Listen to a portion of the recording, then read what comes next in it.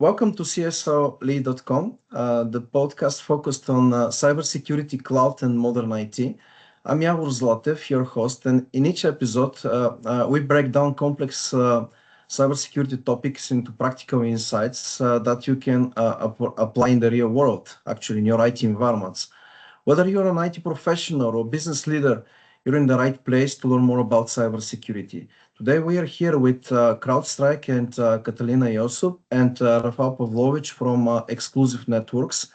They're going to give us very interesting insights about Crowdstrike, how the vendor is developing during 2026, and what are the new trends, the unique selling points that practically the vendor has on the market. I'm very happy to see you, Catalina and Rafał, here today in this technical podcast, and I'm really eager to learn more about what you want to share with us about Crowdstrike and the great features and functionalities that the vendor has. Nice to meet you once again. Thank you. Good morning, everyone. So thank you very much, Yavor. Definitely, we really appreciate having the invitation and also having the opportunity to share that with everyone that is listening the podcast. Happy to be here. Yeah, well, thank you very much for inviting again, Rafał Pawłowicz. I'm in the role of pre-sales engineer on the value-added distribution, Exclusive Networks here, supporting the region of Central Eastern Europe and about 18 countries, and dedicated to Crowdstrike solutions. So thanks again. I will explain more about the distribution and those value-added in a moment. We are here with the right people to tell us more about the vendor, I'm sure. Okay, let's start with a short presentation, so our audience to see what are the new trends about Crowdstrike and the new things that Catalina, I'm sure, is willing to tell us about.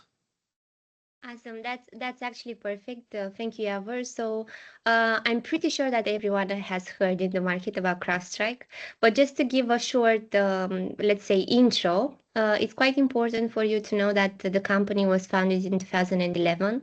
So we have over 15 years of experience in operations in multiple locations. So we cover our customers and partners in more than 186 countries, which means that our locations are across US, Europe, Middle East, Asia Pacific. So we have a deep understanding on what is happening in different markets.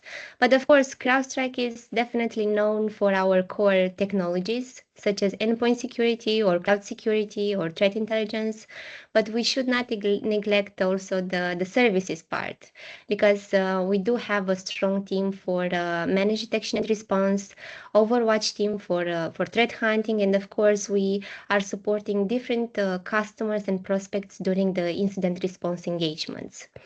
So when it comes to the things that we are doing here at Crowdstrike and the vision, the most important thing is that we stop the breach. So we stop the breach with our technology, with our services, but also with our people. And we try to give this, let's say, motto a very core and deep understanding, with the fact that whatever we are doing on a daily basis, this is our main objective, to stop the breach across all of our customer environments.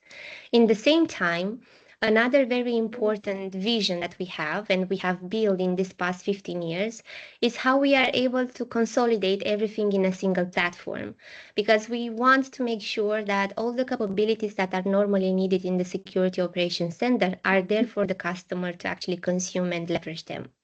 But this comes with the third topic that is always in the mind of the CISOs or the CTOs or the people that have a strong cybersecurity background, is how I'm going to actually reduce the total cost of ownership and also the complexity in our environment.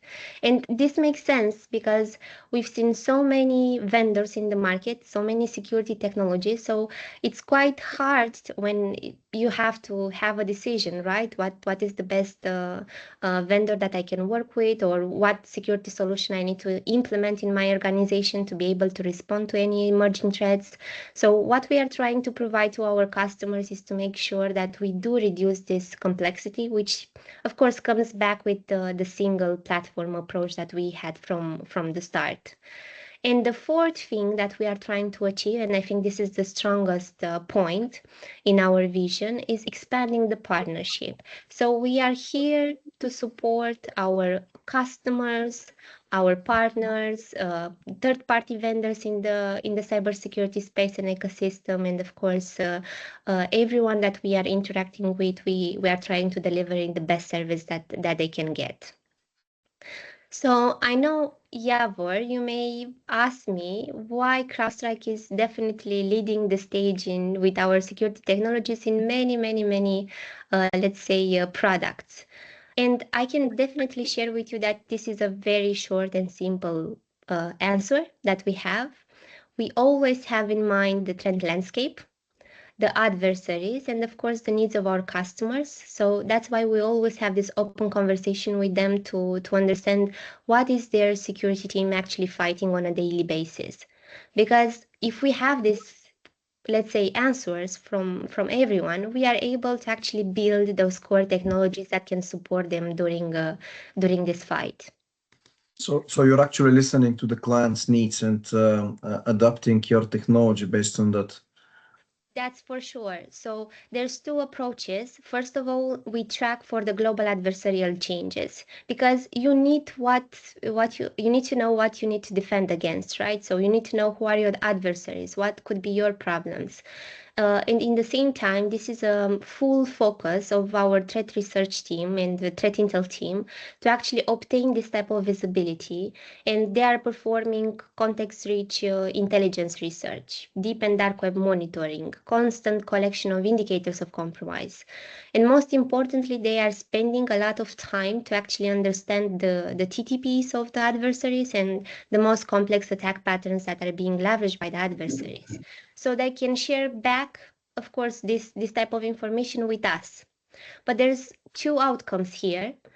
First of all, we deliver to our customer this understanding so they know the broader threat landscape and they can now anticipate the potential attacks. But in the same time, on our side, we drive this approach because we want to ensure that we are building and innovating our security solutions to address this type of emerging threats. We need to know that so we can build everything that is needed in our core technologies and services. Very interesting so far. So I can tell you that it's quite evolving. So everything that we have seen in the past few years is definitely changing. So for example, in 2025, we have added 24 new adversaries. So right now we are tracking 281 adversaries. It means here we have different motivation. We have e-crime adversaries, we have state-sponsored adversaries, but we also have hacktivism. So we try to map and of course make the attribution. But on the other side, we also continue to track for malicious activity cluster. That's why you see that we have over 150 malicious clusters that we are constantly monitoring. But there's one thing that all these adversaries have in common, and that's the fact that they always rely on interactive intrusion. It means that 81% of what we have seen so far is malware-free, Yavor. So we don't have necessarily a malicious payload that is being executed internally. We speak about, of course, using valid credentials and hands-on keyboard activity inside the targeted environment. And the longer they are staying in, the more able are them to actually provide and pull out of the attack and be successful. What I really like is that you have mentioned that you're providing service. Practically, you're putting the technology with the people in a mature process built for so many years, which is very important because for cybersecurity, the good combination of people, process, and mature technology is a key component for a proper protection. That's true, and we 100 believe in this. That's why we have internally in our team the best folks that you can find in different specialties. like threat intel, let's say malware analysis, reverse engineering, data science, machine learning capabilities. So definitely they are our core. And in the same time, we have a strong team. I think we are more than 2,000 people that are actively working for the services team. So professional services and incident response. So we can make sure that that our customer have the best experience that they can get from us as a security partner for them. Very important. I mentioned about this part with the cross-domain attacks because it's quite important that everyone understands that the things that we have seen so far is that this interactive intrusion are definitely using cross-domain attacks.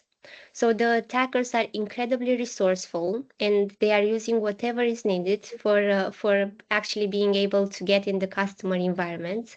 And most importantly, the impact that they are doing inside the networks is meant to be overwhelming for the security team. So think about it and think about the experience that you have so far, because what we have seen is that instead of targeting a single area, like for example, endpoint security, that's because most of the customers already have an endpoint security solution, right? The attackers try to evade that, and they are moving fluidly across identity, across cloud, across SaaS environment. And of course, they will aim to identify those unmanaged systems that do not have a security solution in place. So we have seen a lot of situations when everything started with a compromised identity. They were able to actually access the cloud resources. They were able to pivot across different systems. Some of the systems were not protected by endpoint security solutions. So they were basically successful in bypassing the traditional defenses entirely. And this is quite important because everyone needs to realize the fact that these attackers now show a very deep understanding of endpoint defenses and detection tools. So they study how your security team are actually performing their daily basis operations. They are studying your threat hunting team. They are trying to adapt their techniques to actually stay under the radar. They are identifying security solutions and, of course, finding specifically what are the best ways to evade those security solutions. And this is on the technology side, let's say. But on the other side, we also have identities.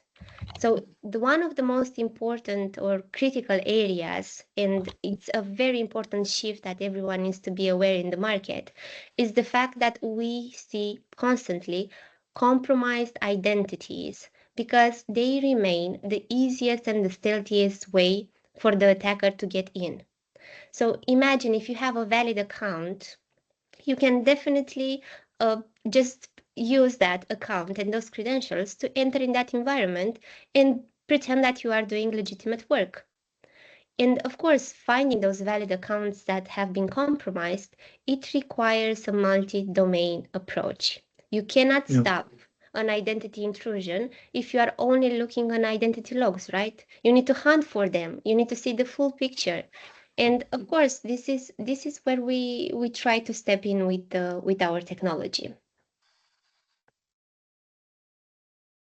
All right, but let me tell you a bit, because we have all these concerns. We have identity with valid accounts compromised. We have endpoint security adversaries trying to bypass and evade them. We have zero-day exploitation, right? We see a lot of zero days being exploited on a daily basis, or in the same time, new zero days coming in, and it can become overwhelming, right, for the security teams to actually stay on top of them. So this is the point when we have considered there's a few things that we can definitely do. So if we map the vision that I've told you about with stopping the breaches, which is our foundation, you need to understand that we've started this company with the nucleus of the platform. So an agent, the single agent that once it is deployed, it definitely can cover multiple capabilities. You see here that there's no reboots required.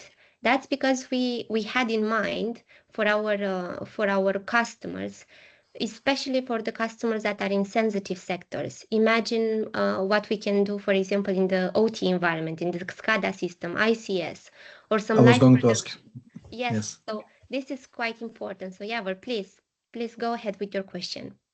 I mean, I was going to ask you how you're covering not just IT, but also OT environment, because nowadays the challenges are not just in the IT environment. Yes, through the IT environment, practically the OT environment is being managed, but at the end of the day, there are a lot of security gaps that has to be covered nowadays in the OT environment, and the whole architecture is super important. What you have said that you're having a single agent, and practically based on this single agent, you're adding a lot of cybersecurity functionalities is super important, I believe, for every business, just because we see it in many IT environments, too many agents, on different systems, which is practically increasing the load on the servers or on the workstations. It's difficult to manage. As you said, you have one system practically to manage practically the whole environment from security point of view. And from what I can see, you have XDR, MDR functionality plus SIEM functionality, which is giving the main blocks of the cybersecurity stack required in every IT environment for every customer.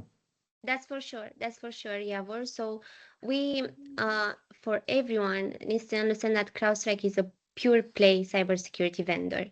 So that means that we do cover both IT and OT. And as you can see here in the picture, when it comes to the Falcon platform and this agent, right, that is fulfilling everything for us, we want to share with our customer a very simple winning team, the architectural simplicity. So it means for them that they are able to actually install this agent across every type of infrastructure level that they have. So they can go for the workstations that we normally see server side. They can go for cloud environment, right, with different workloads and containerized environment. They can target IoT and OT environments with very sensitive. So up to Purdue level 2, they can definitely deploy the agent and have that full visibility on the data centers. So we try to make sure that we are able to achieve with our agent, of course, full visibility into the customer environment.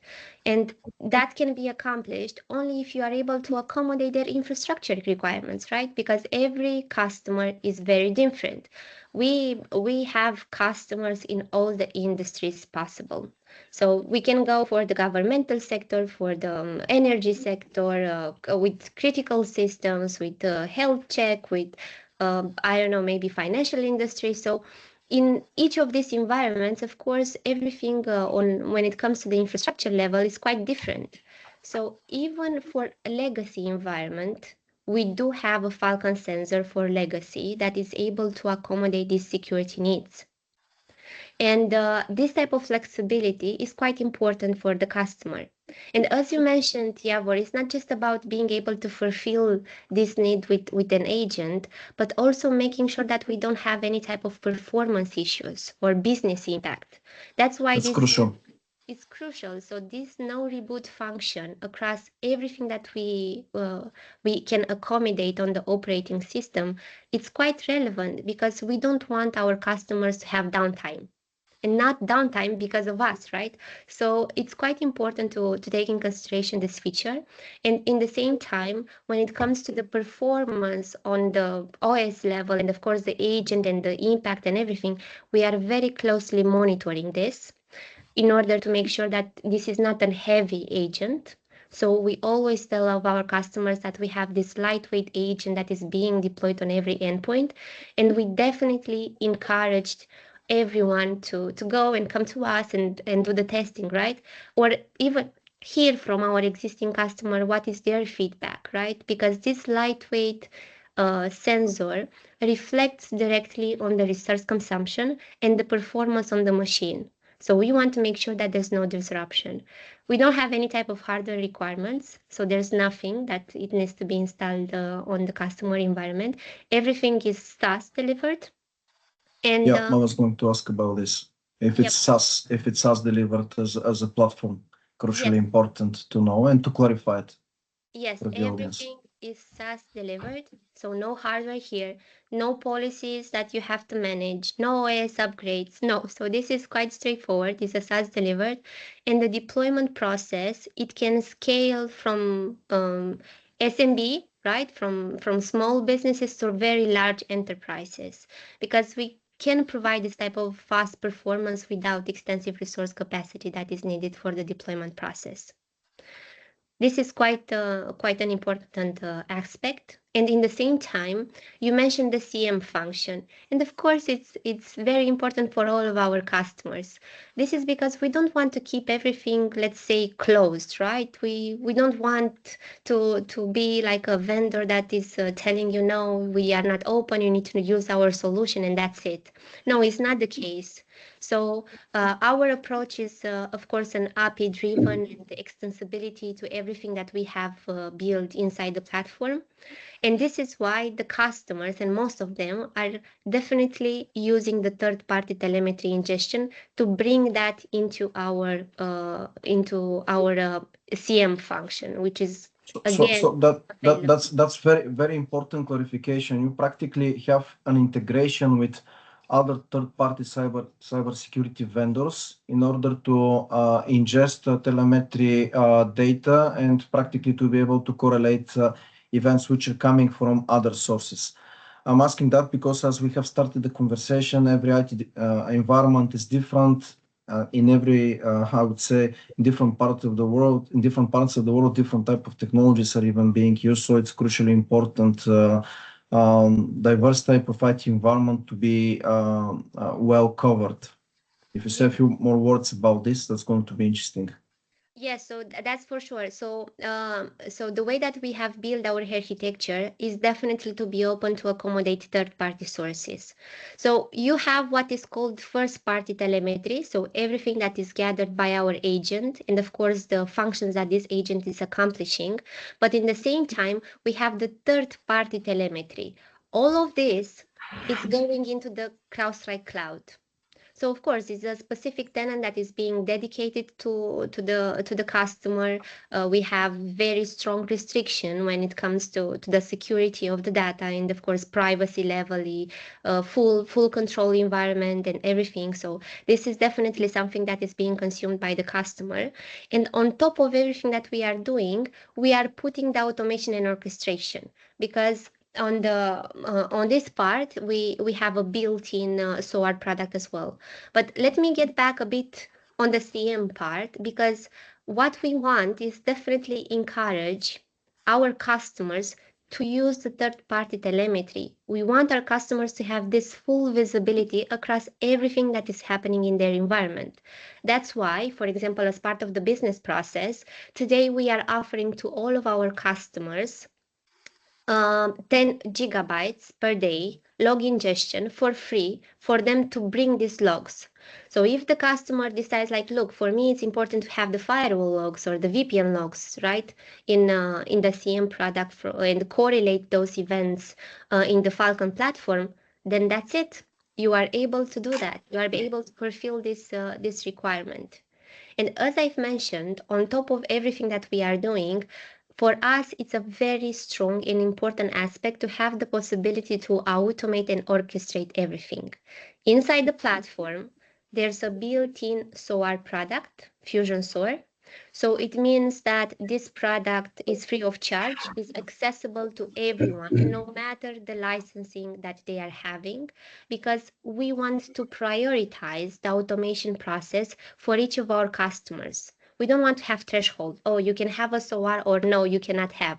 No, it's available for everyone, and they are able to actually create everything that they need in order to correlate on the first party and third party integrations that we have built. I have here a question, because the SOAR technology could be quite complex. And the playbooks actually that are being created for the SOARs to work properly sometimes could be quite complex based on the environment. Do you have professional services, and are you offering help here of your customers when we're talking about proper SOAR setup, because the SOAR setup is super important for proper SOC operations and actual events to be closed automatically. The automation to works at a different level. For example, could be a compromised user, as you have said, on an Active Directory to be disabled if there is a risk with that particular user. That automation, the companies are struggling practically to enforce and to implement the SOAR, usually just because of the complexity of their own IT environment, because the IT environment are not the same. They're including different type of technologies. This is my question regarding the architecture. And if you just put back the previous slide, the other question is if you can give a bit more insight about the IoT and the OT environment. What is the actual coverage from a perspective of vulnerability assessment? Just because the topic here is huge, from perspective of XDR, what actually you are offering for the OT environment?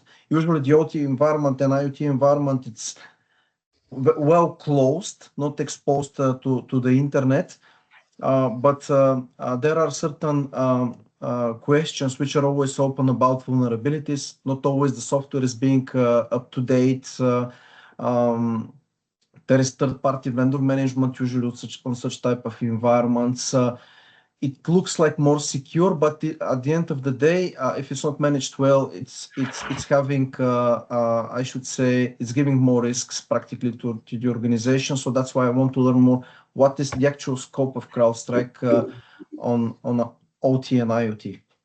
Yes, those two are very, very good questions, Yavor. So thank you for opening the conversation on these two topics. So when it comes first for the SOAR part.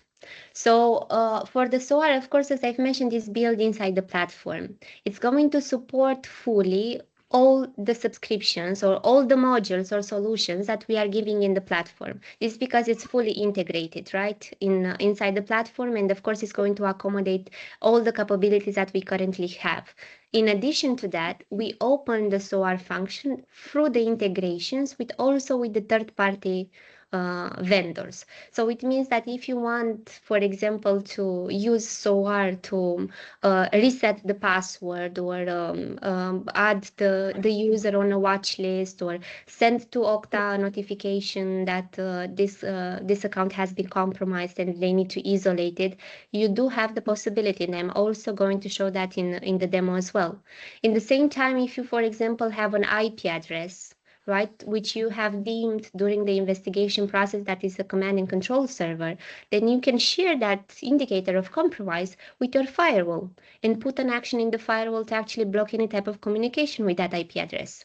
So this is extensively, and it's going to actually cover both the capabilities that we have with our own solution and also through the integration, the capabilities that we have with third-party integrations. That's crucial. Yeah, that's essential, and that's what we are trying to actually provide to all of our customers, as I've mentioned, without any type of restriction. But in the same time, we also, of course, have out-of-the-box playbooks. So there's different workflows and different playbooks that have been built by our team.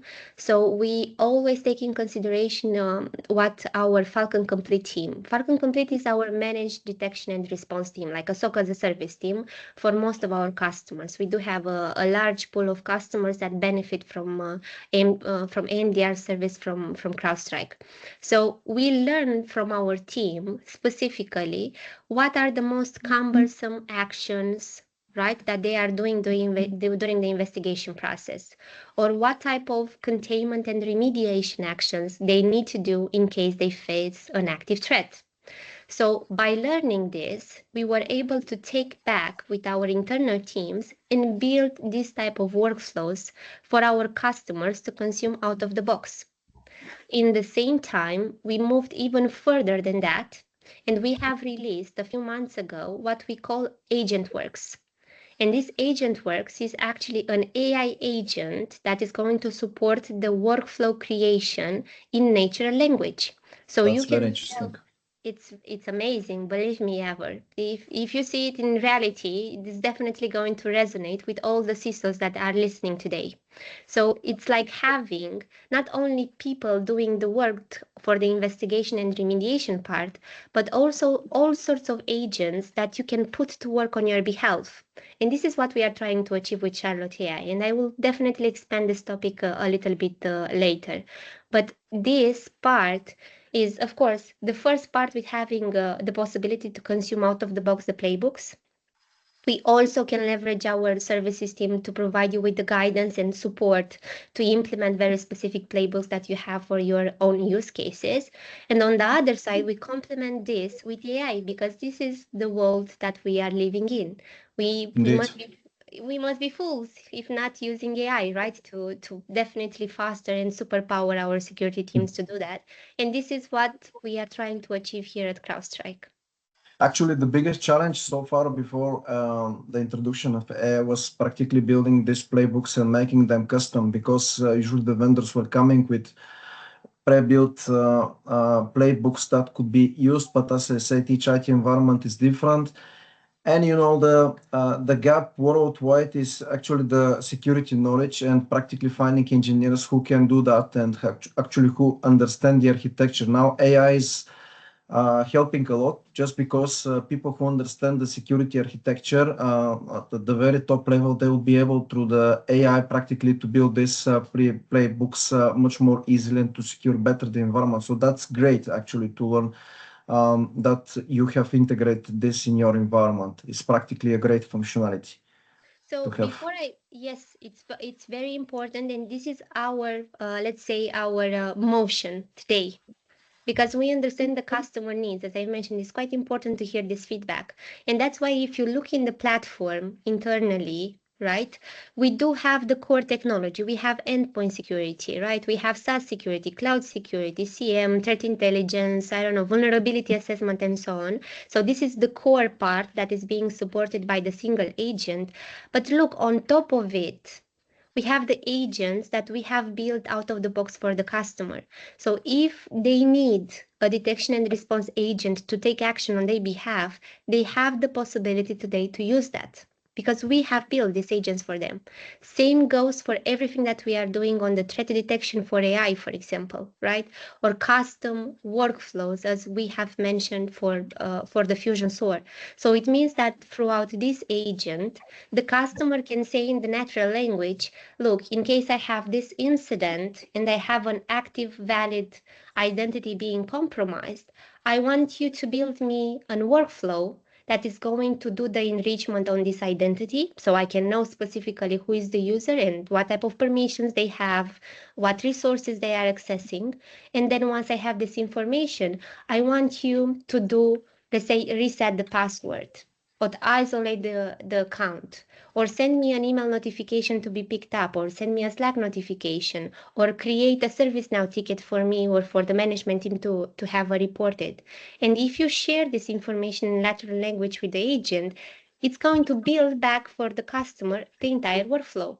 Of course, you need to validate the workflow and making sure that this is something that is meeting your requirements, but definitely it makes your life easier in building those workflows. And what I like here is that you're offering also managed detection response, not just EDR, XDR type of functionality, which is, I personally find this very important cybersecurity vendors to have internal NDR, not just to rely on partners for the cybersecurity analysis, because the vendors are the one who knows the solution inside out. Actually, the MSSP partners couldn't know the solution at that level, even if they have the capacity and the people. So it's crucially important, the third level of support, let's say, from the vendor always to be the managed detection response to be on the side of the vendor. What I like here also is, and I want to share this with you, is the fact that the SOAR functionality is going to be tremendously helping out practically the MDR team, because they're working on the same data lake, practically covering the whole IT environment, and that it's giving the security operation team, in my opinion, better view of what is going on in the environment, using the right source of data and complementing that with the AI all the time, building new playbooks for it. I really like it. Yes, it's definitely our core business, to be honest. The Falcon Complete team, they are not only our specialists to support our, let's say, customers for managed detection and response, and but also in the same time, they are a source of truth on how to deal and manage the incidents and reflect this type of capabilities back in the solutions. So, Yavor, let me share a little bit of context here, right? So Sure. first of all, the Falcon Complete team, this is the internal name that we have for our team. They can cover everything in the customer environment when it comes to endpoint security, cloud security, NGSIM, so the CM function, and identity. So it means these folks, they can definitely cover everything related during the investigation process. In the same time, the level of expertise that we have in the team is what the best that you can get. And this is not just because we are here at Crowdstrike and we are very proud with our team. It's also about the recognitions that we have for the MDR team. Because you can definitely search for us in the Forrester or in the Gartner, and you will see that our MDR team has been classified as leader among the leaders for the MDR service, not only globally, but also in Europe. And now, because we are discussing about our customers in Europe, that's definitely something that is quite important for them to know. In the same time, once they are touching everything within the customer environment, we rather prefer to have this Falcon Complete team on top of our technology, because as you've mentioned, they know the best. But there's one thing here, is the fact that they are doing surgical precision eradication of the threat. So it means that they do not rely on the customer to do the cleanup, right, or the recovery. They are taking ownership on the entire process. They are leaving you the impacted system in the same way that it was before the attack. So this is very important. I have here a very important question which comes naturally, at least in my mind. Managed detection response, naturally comes the next question about the reporting of the Falcon platform and CrowdStrike. You have mentioned Europe. Europe has many regulations. I mean, every industry. Example of that is NIS2 directive, DORA for the financial sector. NIS2, it's putting together a lot of industries. These are cybersecurity directives, and a big challenge for a lot of customers, especially when the customers doesn't have the required cybersecurity team. It's not so easy to find cybersecurity professionals. So the vendor here comes naturally, practically, to cover such kind of gaps. I'm asking you about the reporting just because, for example, NIS2 directive, it's asking about proper reporting in case of incident, the remediation. There are certain number of hours that are part of the directive where the customer has to report in case of cybersecurity incident, what is the remediation, what type of systems are being affected, etc., etc., in order to showcase to the authority that they were prepared, because no one is 100% prepared for cybersecurity incidents, and everyone can have it. But to have the process, to have the people, to have the technology in place to cover the compliance aspect. Can you tell us a bit more about the reporting? I'm sure that during the demo section you're gonna showcase this a bit, but I find this topic very important, and everyone in the shoes of the CSO is going to be looking at that, and especially in certain industries that are having more of a forced compliance, not just to have compliance on paper, but also to have a real cybersecurity in place and proper reporting. Crucial question. Oh, that's true, Yavor. And this is also the type of feedback that we are hearing from the existing customers that we have on Falcon Complete. So look, inside the console, there's a case management process. So the customer team, no matter if they have only one security analyst that actually needs to interact with our team, or they have a full team that is complementing our team, they constantly see everything that our team is actually doing on their behalf. So they have full visibility on the actions, on the detections that are being investigated, on the type of, let's say, containment and remediation process that have been performed by the team. But in case they need also this type of reporting, we also provide them with this reporting and resolution for everything that we have accomplished. So no matter the situation, this type of information, of course, it's getting back to the customer.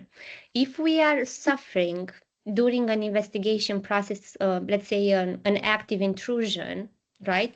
This is more into the incident response part of the business and how our team is actually doing the incident response. We do have an SLA of active engagement within an hour. So the team needs to be there, needs to respond, needs to provide all the necessary means to actually contain to be there in 1 hour doesn't mean that they're gonna resolve the case in 1 hour, just for clarity, but to start the work in case there's an incident. I was asking more about the reporting because the incident response, that is very, very important question, but it comes more on the how to say procedural part, how you're doing it.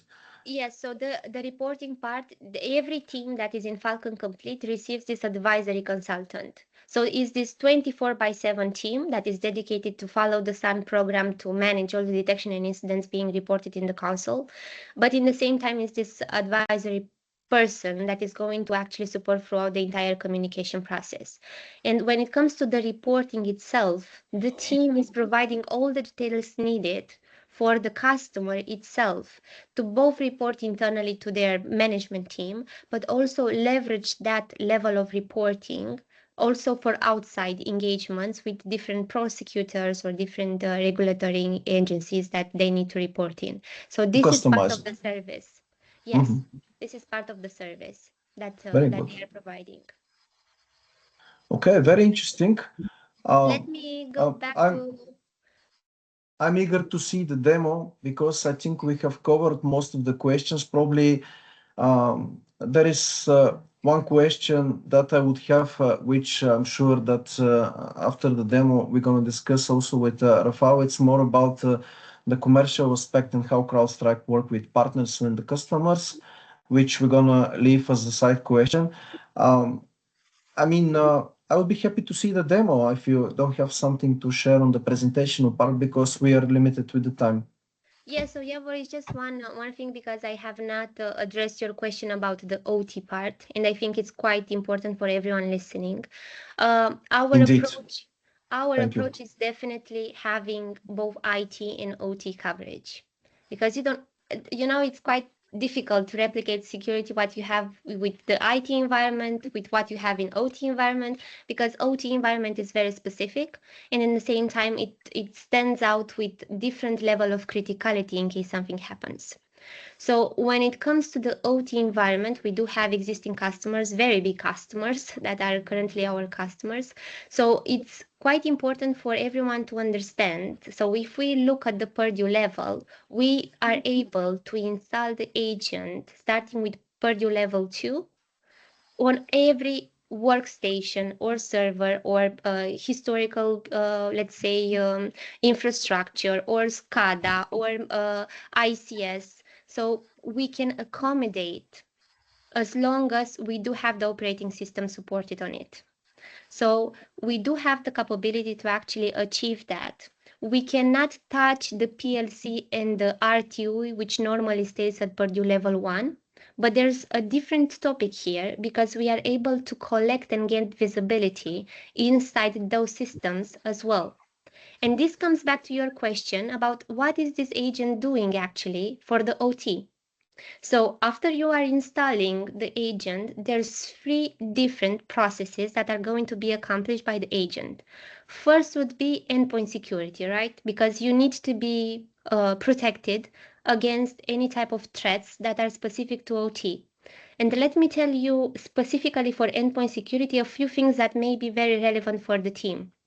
First of all, for OT environment, the agent that we are using, it's called long-term visibility agent, is being built purposely for the OT environment, and it has, let's say, an extensive sustainability of 2 years in order to accomplish the needs. In the same time, this lightweight agent was also tested with, of course, different vendors that we normally identify in the SCADA environment to make sure that for the detection and prevention capabilities, we don't have a business impact or disruption. So if this agent learns about an active threat, it has the mechanisms to actually make sure that it's going to respond to that threat, but in the same time, being mindful about the environment where this agent is installed. In the same time, this is very important for the customers, that the fact that you can have on the endpoint side a two-way approach. You can either stay with detect only, so only getting notification about some potential attacks happening, or you can also go into the prevent part where the agent is also taking actions. So they have, because I have customers that prefer to have only detect only and customers that they do want to have the full level of protection with our agent. And for the prevention part, it's quite important to mention the fact that we do have specific prevention policies that target the OT environment. So we are not acting in the same way that we are doing for the IT, because it's not possible. There are two different types of environments. This is the first part. The second part is, as you've mentioned, vulnerability part, right? So we are doing vulnerability assessment on everything that we find internally in the OT space. This is part of the product. We do have vulnerability assessment for the IT, so we have replicated the same model for the OT, and we are able to actually surface to the customer, look, this is the system, and this is the type of vulnerabilities that the system is actually impacted. In the same time, the third part is discovery. So besides endpoint and vulnerability, we consider that for our customers in the OT environment, the discovery part is the most important, because you cannot protect something that you don't know. And sometimes the OT environment comes with a lot of complexity on the architecture and level. a lot of endpoints also. And a lot. So that's why a very core feature is discover for XIoT, which means that during the agent process, the agent learns passively and actively about the other connected endpoints that exist in the OT environment. And in the same time, we can ask the agent to perform active scanning as an agent collector. We call this the collector piece of the agent. So to be able to identify and map those assets at every Purdue level, so you can see, look, I have this asset at Purdue level 2, but it's communicating with the PLC at let's say Purdue level 1, but in the same time is communicating with the SCADA system on the management console that is at Purdue level 5, for example.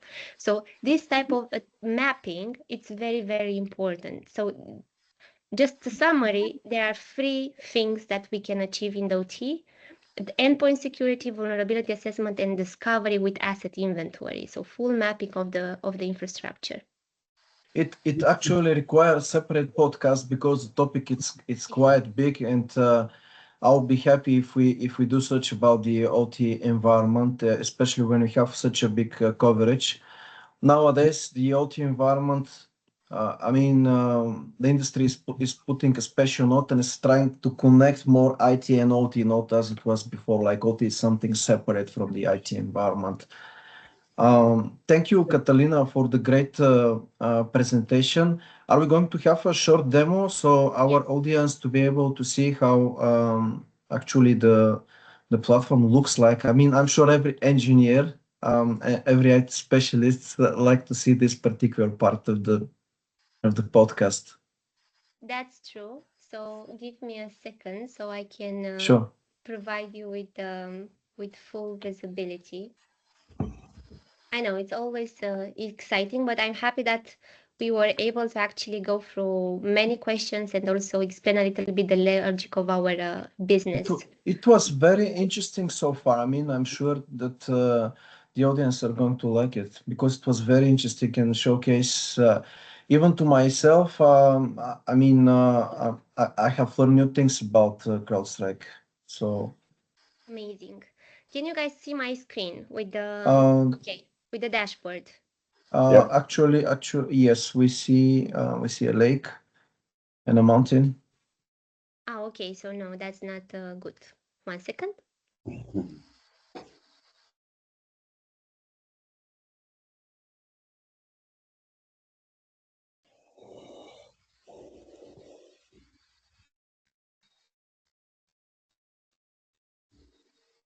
What about now? Do you see the dashboard? Yes, we do.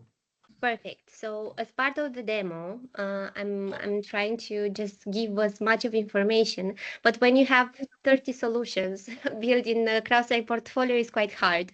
So that's for sure.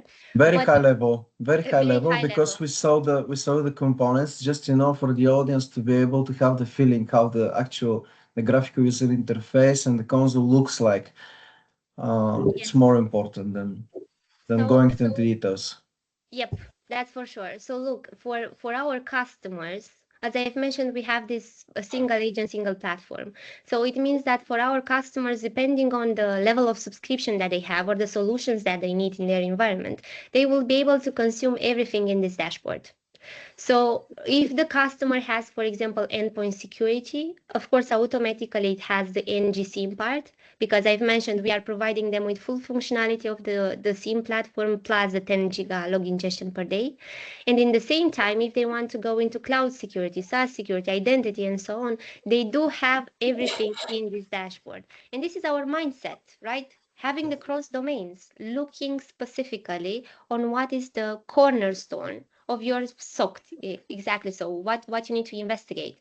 But let me go a little bit into the case management part. So because this is basically the point where the security team is actually going to spend the most of the time, right? So they have an active investigation. It's going to actually be reflected as part of the detections, incident, or cases. The cases is the full management part of what we are doing, and of course what we are achieving on a daily basis. So if I open specifically cross-domain attack, because we keep saying about that, this is the level of visualization that they can have, in this case, Workbench. So it's going to support real-time multi-user collaboration. So it means that here I can definitely myself, but also other folks in my team that are currently responding to this case, right? And working together in this case. In the same time, you have the visual representation of everything that was identified as part of the story itself, as part of the incident itself. Most importantly is the fact that here on the legend side, we can clearly see that we have the first party signals and the third party signals. So it means that you can have every detection that is associated with what was collected by the Falcon sensor. So this represents the first class data source. So all the information that has been gathered, for example, from the endpoint side. But in the same time, you also have NGSIM events, which are very specific, right, to the other sources. Like, for example, if you have a firewall, if you have an email security solution, if you have an NDR solution, the Correlation of events. Yes, Yes, correlation actually. of events. But importantly is the fact that we are not expect for the customer to do these correlations. On the third-party signals, we automatically contextualize the relationship across first-party and third-party sources. It means that if I have information coming from email security in here, I will be able automatically to make it part of the story. I do not expect the customer to draw these dots between that. And this is very important. And here for me, it's the important is that actually the customer should be able to see the flow at the same time. The MDR team it's seeing the same flow, and the customer is able to analyze, the security event that they have, or the MSSP that is working with the customer, practically having it all. So the customer, the MSSP, and the vendor itself are having the same source of information, able to analyze it and to do security correlation. Exactly. So if I look at, on the story itself, I can clearly see that it started with a phishing attack, and I can have the information, but it's not Crowdstrike information, it's Mimecast email security information, and it's directly correlated in the event, right? And in the same time, we have this capability with the timeline, because it's not just about having the relationship graph here for the security operation team to actually understand, but also the timeline. They need to understand when these events happened, what is the sequence of occurrence, right? Where the story begins. So at this point, you have the full information here being correlated. The next gen SIM events are definitely happening, of course, providing a very rich context to the customer. And this is how they are able to get into full visibility. But let's go a little bit more in depth when it comes to the information that is being provided. So look, if I have the first party story, right? So the things that we have with the agent itself on the endpoint side, it's not just about having the information regarding the investigation, but you can also have everything that we know about the host itself. Because one of the biggest time sinks during the investigation process is determining the risk and identifying who is this asset actually. Why is this impacted, right? So I have information about the host. I have information about the vulnerabilities on that specific host. I have identity protection. So who is the user associated with that host? Who has access to that host? When did that user log in, right? If I have information about data protection, what type of sensitive data do I have on this host? So from here, without leaving this dashboard, we can pivot into everything, asset and application details. Interesting. I see also the SOAR part also there, so the playbook actually, Also which the is being SOAR. attached. And it's being attached. So right now, for example, this steps in, I have the full visibility, I have the context, and in the same time, I can definitely leverage, for example, block the IP, right, that is engaged in this investigation process from outside on the firewall side. And I can definitely open the SOAR workflow as well for you to understand that it's just a matter of way of just leveraging the automation piece. So on demand, if I click this button on the action, I can execute the workflow to add that IP address to a block list in the Palo firewall, and then create a ServiceNow case for everyone in the team to be aware of, and send the Microsoft Teams message for the security analysts that are on the shift. So that's very convenient. This is very convenient. And for each of the investigation process, I would like to get a little bit more in depth about the richness and the support that we are providing to the customer. It's not just about having the possibility to gain all these additional insights, but as part of the investigation, you can have, in the case itself, threat intelligence enrichment. So this is a massive advantage. So you have the possibility to see specifically, look, this activity is directly correlated with Liminal Panda.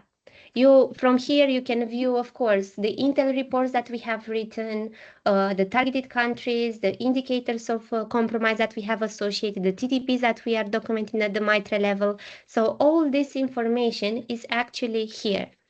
But Yavor, there's one piece that I want to emphasize is how we are going to support the security teams actually during the investigation process.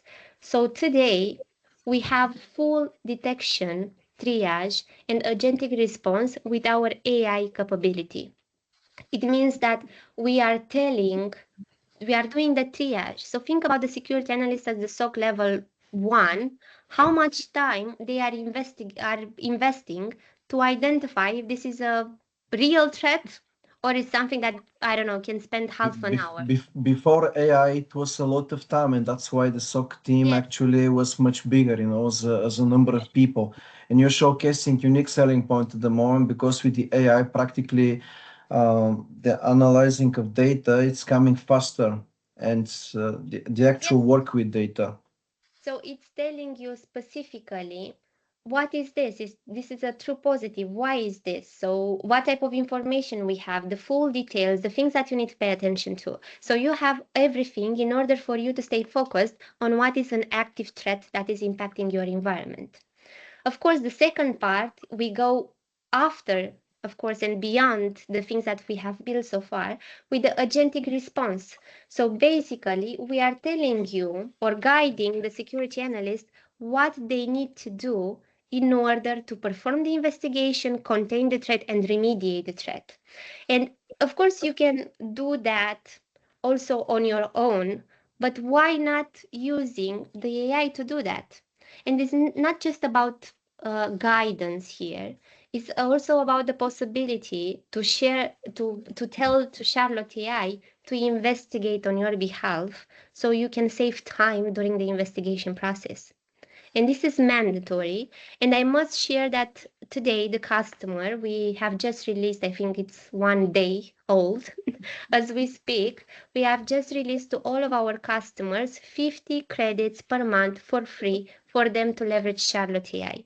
They can leverage Charlotte AI as a conversational agent, as a research agent, helping them during the investigation, doing the agentic workflow building and so on. So they have the possibility to leverage today Charlotte AI for 50 credits per month. So right now, this is a very strong capability that we have tried to build in the platform to respond to the most important needs of our customers. The time, how much time it takes me to actually respond to the threat. Because all this CISO, I have these KPIs, mean time to detect and mean time to respond. Mean time to detect is our responsibility as a vendor, right?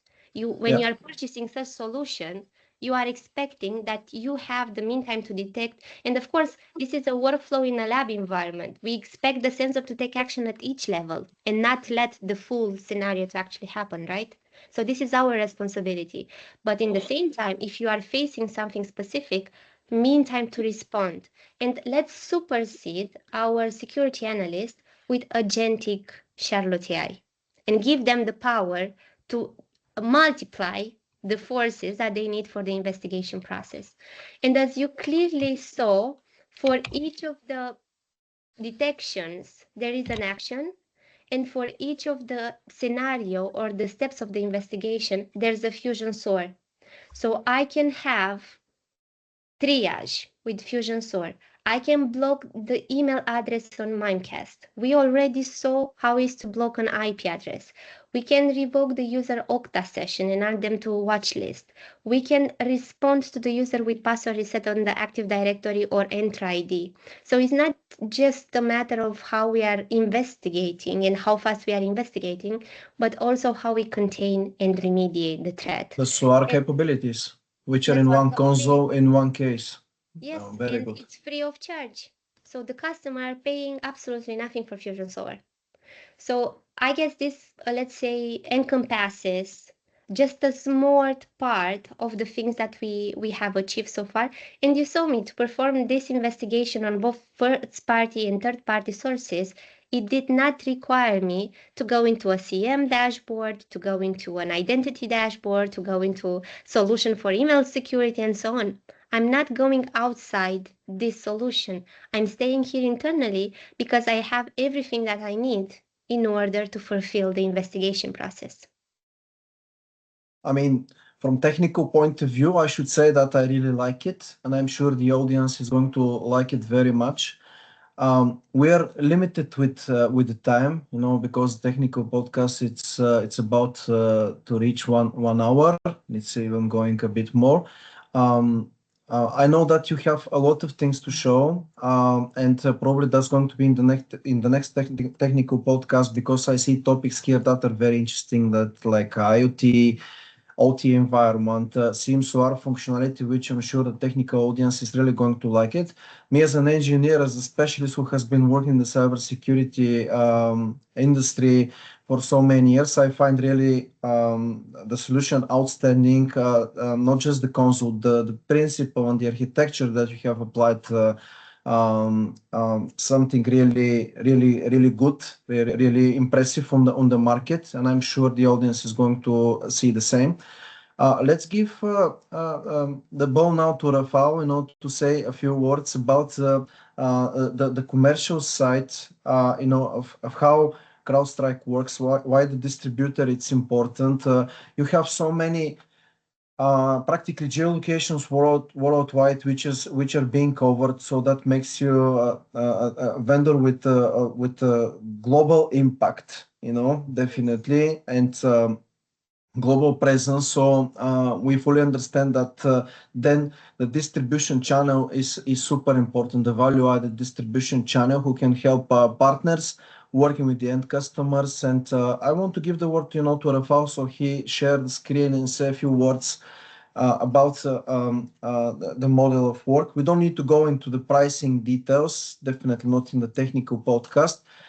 Probably the only question that I would like to ask you, Catalina, about the pricing is what is the model? It's yearly based licensing model, monthly based licensing model. What is it in just 2-3 sentences, and then Rafał can do the rest.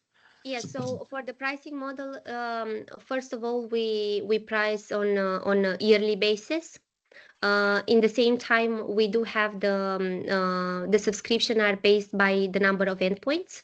So all the models that we have currently are based on the number of modules, except identity, because it's about the users, right? So the digitally enabled users in their environment. So it's quite very simple for the customer. They have the number of endpoints and the level of solution that they want. If they want endpoint security plus I don't know, maybe cloud security, that will be the subscription associated with the number of endpoints. If they want to go into identity, we add on top the associated cost for the number of users. And if they want to go into NGSIM on top of EDR, cloud, and identity, we have this 10 giga already for free.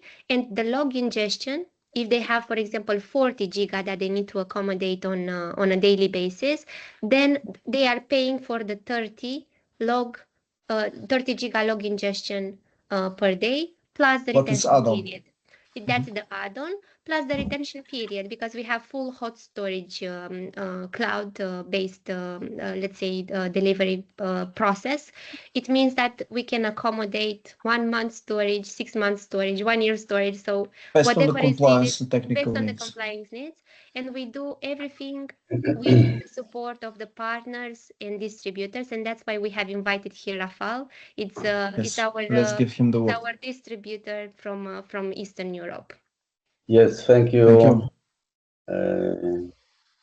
Thanks a lot for inviting again. Just a few words. I won't take too much time, but yes, exclusive networks. I'm part of this since quite a while, almost a year close to be. We are aggregators of world best cybersecurity solutions and services, and it happens so that Crowdstrike has been chosen as a really strategic vendor for the distribution. We also distribute other ecosystems approved by Crowdstrike. For me, actually, it's number one. I'm dedicated to Crowdstrike and pre-sales work in the region of Central and Eastern Europe, about 18 countries, well, some of them due to political situations maybe not functioning yet, but most of them here in this region. So I just wanted to mention a few words. Exclusive network is present in 50 countries, so it's like global presence, all the continents from Asia, Pacific, North America, and South America, Latin America. It's been founded in 2003 in Paris, with headquarters in Paris.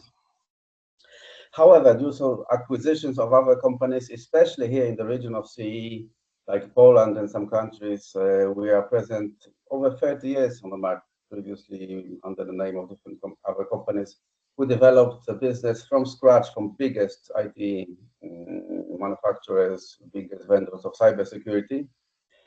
In Bulgaria, it's only from 2016, so a huge footprint and presence with local people, local resources, local culture, local language in all of those countries.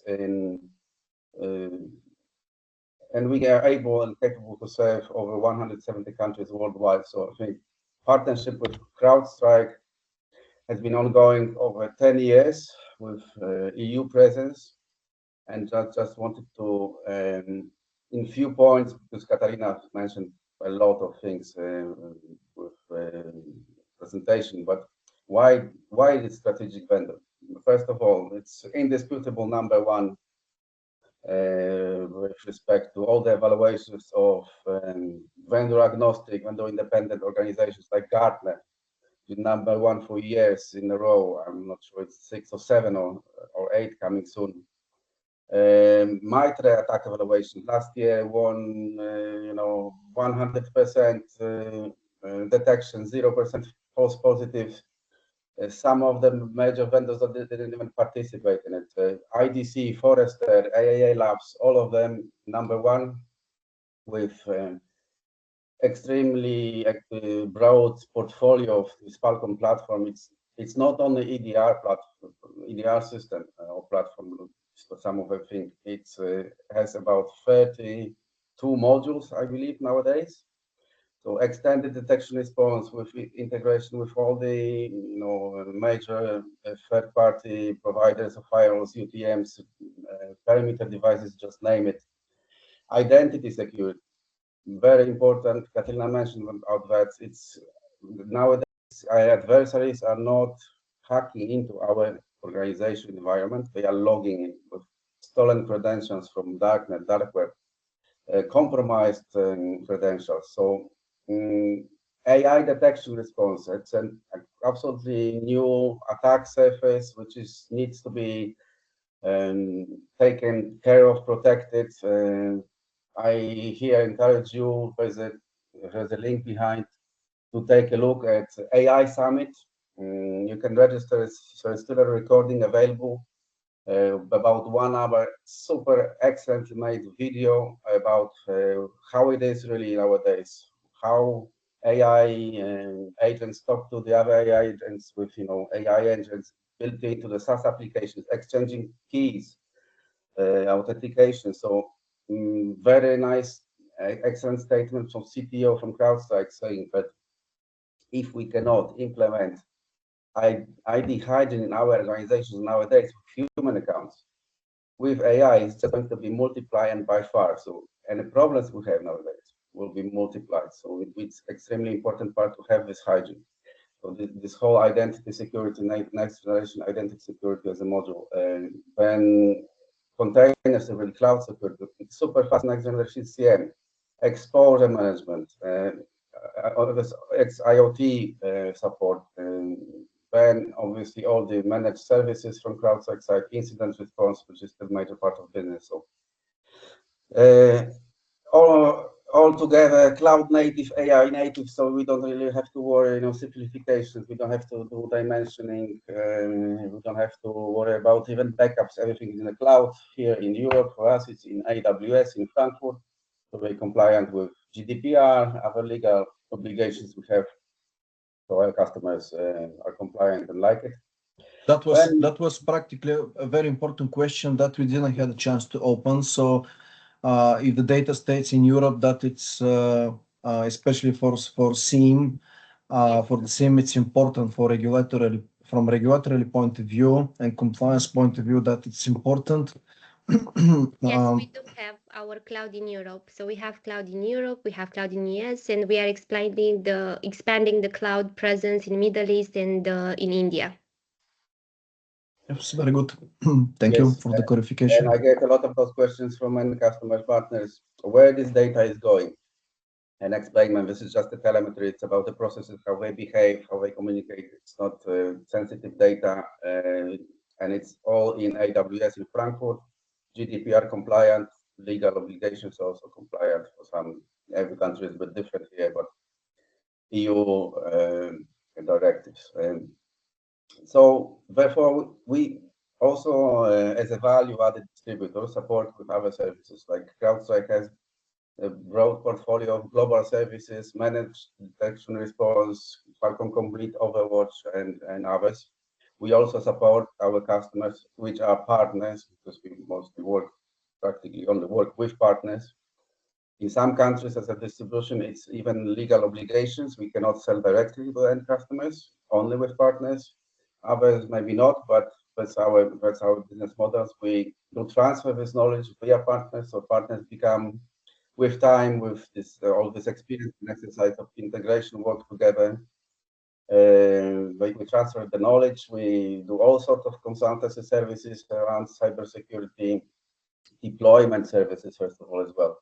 So having seen the complexity of the solution, the console practically covering from endpoint protection to Siemens, where I do believe 100% that the distribution channel is super important, especially for the transfer of knowledge to the partners and practically to extend the business network like that of Crowdstrike. Yes, and Yavor, it's extremely important to implement those solutions in the right way, in the correct way, with skilled resources. Absolutely. You can have super technology, fantastic, number one, but if there are some mistakes, and it happens. I've seen that. We help out with correctness of this implementation, because imagine with big companies with some skilled resources, take responsibility, have understanding. But if you talk about even small, mid-sized business, this sort of thing can happen. I've seen this. We have super system, but you didn't switch on prevention policy. Yes, I fully support you on that. I fully support you on that. Management doesn't understand it. We've spent money on system which is number one in ransomware protection. A few weeks later, you are encrypted because some negligence of admin guys who didn't understand that switching on protection policy is something like you cannot forget about it. So filling all of these gaps with resources, consultants, they help with integrations, deployment from scratch, also specific integrations like SOA integration, identity protection integrations with external systems, XDR, and migrations of other systems from previously used solutions.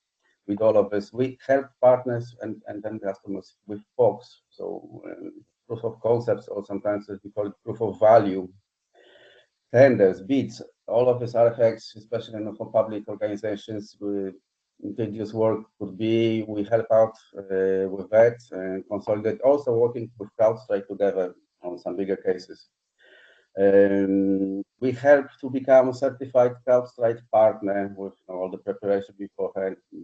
And we also help our partners to become managed services providers, or managed security service providers, providing with training, knowledge. We have certified training centers as part of Exclusive, our daughter companies, who are certified by PeaceOnView, which is Crowdstrike using for all the certifications, so you can get trainings, certified trainings, and then be certified in the correct place and get out with your Crowdstrike wings.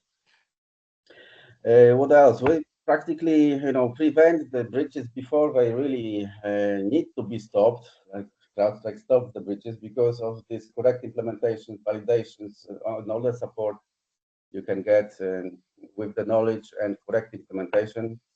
So we help grow your business with respectful way and the knowledge. And finally, I would like to encourage you to take a look at our webpage of events. It's being now, as beginning of March, remodernized under construction some places. But if you choose your country, specifically Poland, where I'm based, there is trainings for CE regions, webinars, recorded webinars, and others, which I'm doing myself with my colleagues, and it's all related to Crowdstrike.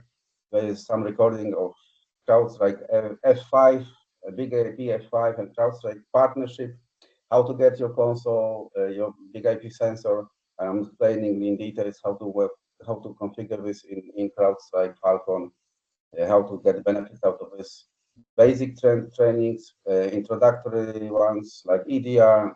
Recently, I've recorded a webinar with advanced EDR, XDR functionality. In a few weeks, there's one I'll be doing with respect to ID, specifically identity protection, and there's another one coming with exposure management, and specifically about how to step-by-step integrate and ingest your third-party data with Crowdstrike.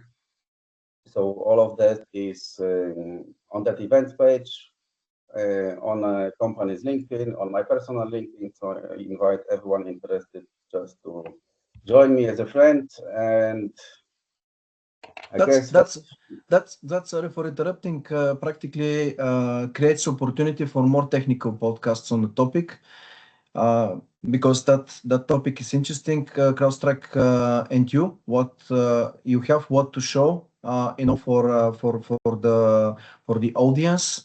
And as you have mentioned, for every specific topic, could be XDR, could be SIEM.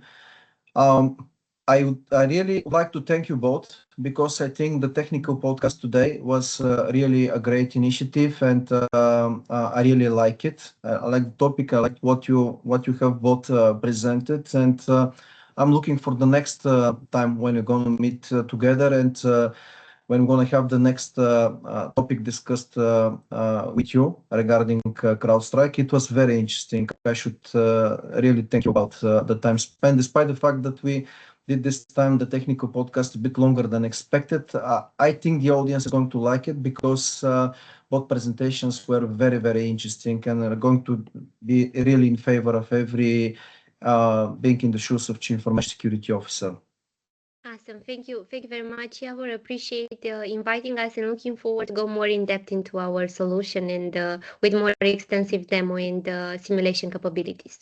It's going to be really liked. I'm really looking for a technical demo about the OT environment, the SIEM SOAR capability. If we do additional demos on the topic, that's going to be very, very interesting, I'm sure. And you have what to show and about this particular topics, definitely.